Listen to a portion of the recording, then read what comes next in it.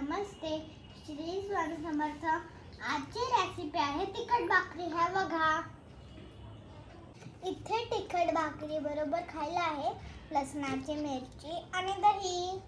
तर मी आणि माझे आजोबा आम्ही आता तिखट भाकरी टेस्ट करणार आहोत.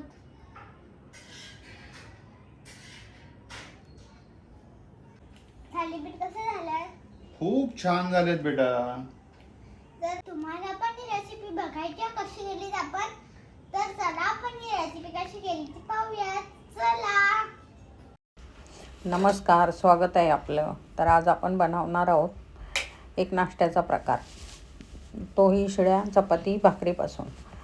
आमच्या लहानपणी हा पदार्थ खूप बनवला जायचा, कारण त्यावेळी भाकरी सकाळपासून संध्याकाळपर्यंत पुरल्या पाहिजे त्या बेताने बनवल्या जायच्या आणि मग भाकरी शिळ्या राहिल्या का त्यापासून हा पदार्थ बनवला जायचा.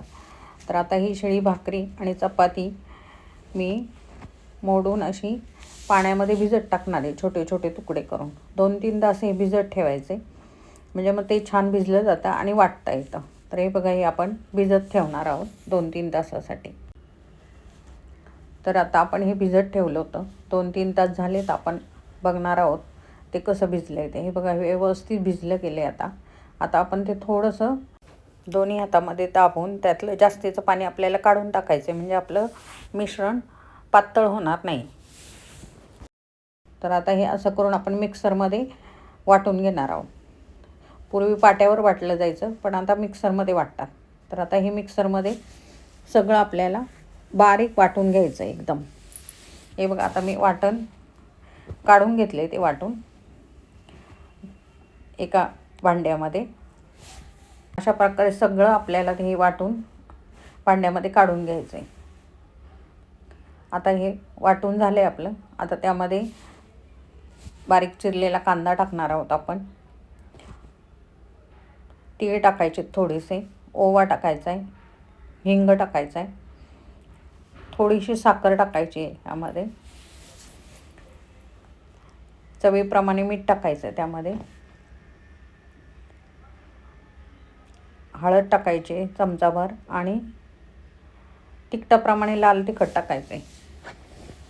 जेवढं तुम्हाला तिखट आवडत असेल त्याप्रमाणे तुम्ही टाकू शकता, किंवा हिरवी मिरची लसूण वाटून पण टाकू शकता. आणि यामध्ये भरपूर अशी कोथिंबीर टाकायची.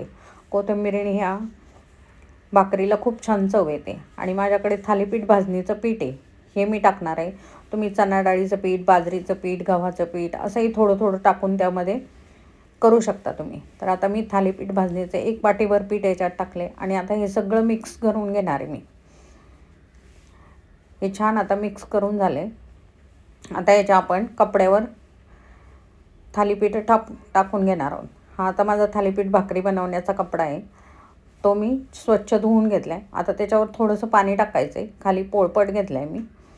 आणि अशा प्रकारे ही भाकरी आपल्याला थापून घ्यायची त्या कपड्यावर. व्यवस्थित पातळ एकदम थापायची, म्हणजे चवीला छान लागते ही भाकरी. व्यवस्थित थापून घ्यायची, म्हणजे भाजली चांगली जाते. वरून तीळ लावायचे आणि 4-5 छिद्र पाडायचे त्या भाकरीला. आता तव्यावर तेल टाकायचे. छान तवा गरम झाला आहे आणि ही भाकरी त्यावर टाकून घ्यायची. तर ही बघा, अशा प्रकारे जे आपण होल पाडलेत त्यामध्ये तेल सोडायचे आणि 2 मिनटासाठी या भाकरीवर झाकण ठेवायचे. त्याचप्रमाणे आपण दुसरी भाकरी अशाच प्रकारे थापून घेणार आहोत. दुसरी भाकरी थापेपर्यंत आपली तव्यावरची भाकरी तयार होईल. तर आता हे बघा, एक बाजू तिची पलटी करायची आहे भाकरी आणि दुसरी बाजू भाजायची. तर ही बघा, आपली भाकरी छान तयार झाली आहे. दुसरी बाजू पण छान भाजून झाली आहे आपली. या भाकरीला पण तसेच होल करून घ्यायचे आणि तीळ लावायचे वरून. छान शिळी भाकरी टाकून देण्यापेक्षा असा पोटभरीचा पदार्थ हा नाश्त्याला होऊ शकतो. लहान मुले आवडीने खातील. चवीला इतकी सुंदर होती ही भाकरी. करून बघा तुम्ही एकदा, सगळ्यांना आवडेल, लहानांपासून मोठ्यापर्यंत. एकदा जर हा पदार्थ तुम्ही बनवला ना, तर मुद्दाम तुम्ही भाकरी चपाती जास्तीच्या करून ठेवून परत परत हा पदार्थ बनवाल. तयार झाली आता आपली दुसरी पण भाकरी. त्याच्यावर आपण बटर टाकून घेणार आहोत.